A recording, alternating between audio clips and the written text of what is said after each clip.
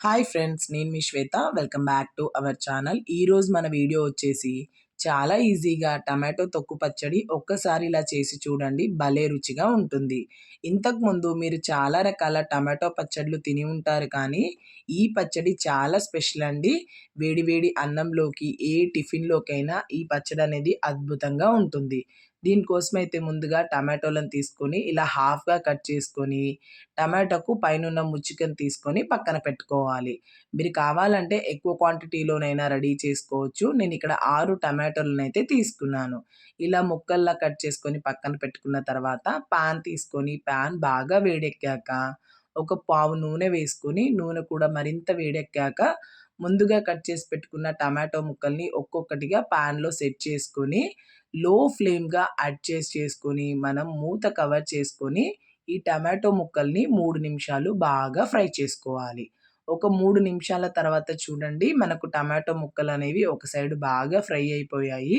ఇలా ఫ్రై అయిపోయిన తర్వాత రెండో సైడ్ కూడా టమాటో ముక్కల్ని టర్న్ చేసుకొని, మూత కవర్ చేసుకొని మరొక 3 నిమిషాలు కుక్ చేసుకోవాలి.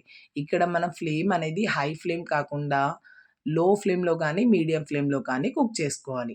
ఇలా కుక్ చేసుకున్నాక చూడండి, టమాటో ముక్కలనేవి బాగా మగ్గిపోయాయి కదా! ఇలా మగ్గిపోయిన తర్వాత మనం ఫోర్క్ హెల్ప్‌తో గానీ, లేకపోతే పూరీ చేసే గరిటెతో గానీ, ఇలా వీడియో చూపించిన మాదిరిగా పైన ఉన్న టమాటో తొక్కను అన్ని టమాటోలకు తీసి పక్కన పెట్టుకోవాలి. ఇలా అన్ని టమాటోలకున్న తొక్కలనేవి సెపరేట్ చేసుకున్న తర్వాత మనం గరిటెతో గానీ, లేకపోతే మ్యాషర్‌తో గానీ వీటిని మ్యాష్ చేసుకోవాలి. మిక్సీలో వేయవలసిన అవసరమైతే లేదండి. ఒకవేళ మీ దగ్గర మ్యాషర్ లేనట్టయితే గరిటెతో ఎనుపుకున్నా సరిపోతుంది. ఇలా నేను మ్యాషర్‌తో ప్రెస్ చేసుకోవడం వల్ల టమాటోలో ఉన్న వాటర్ అంతా బయటికొచ్చాయి చూడండి.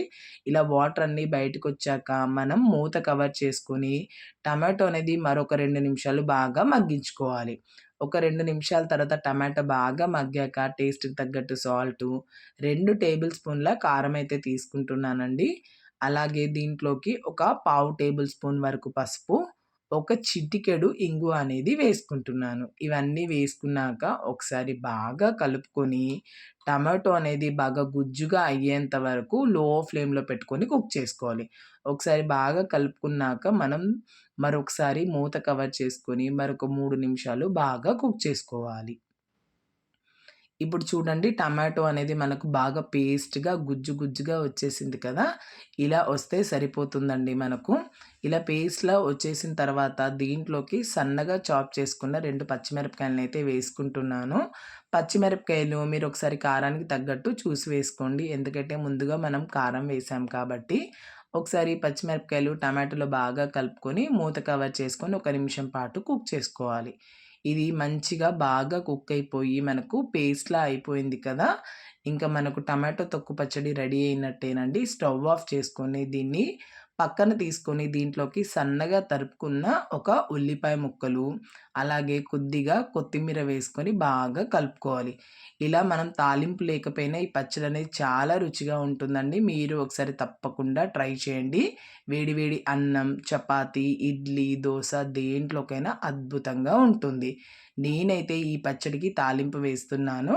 కడాయి తీసుకొని 2 పావుల నూనె తీసుకొని, నూనె బాగా వేడెక్కాక దీంట్లోకి 2 కట్ చేసుకున్న ఎండుమిరపకాయలు, ఒక టేబుల్ స్పూన్ జీలకర్ర, ఒక టేబుల్ స్పూన్ ఆవాలు, కొద్దిగా మినప్పప్పు, దీంట్లోకి కచ్చా పచ్చాగా దంచుకున్న కొన్ని వెల్లుల్లి రెబ్బలు మనం బాగా ఫ్రై చేయనవసరం లేదు.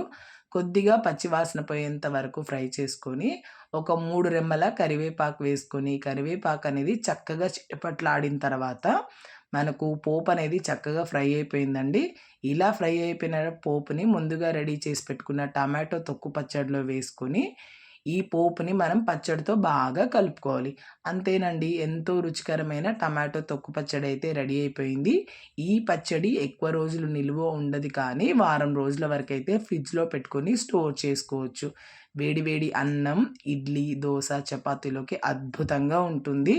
ఈరోజు నేను వేడి వేడి అన్నంలో ఈ టమాటో తొక్కు పచ్చడితో అయితే చాలా ఎంజాయ్ చేశానండి. ఇలా టమాటో తొక్కు పచ్చడి వేసుకొని దాంట్లోకి కొద్దిగా నెయ్యి వేసుకుంటే ఆహా! అద్భుతంగా ఉంటుంది.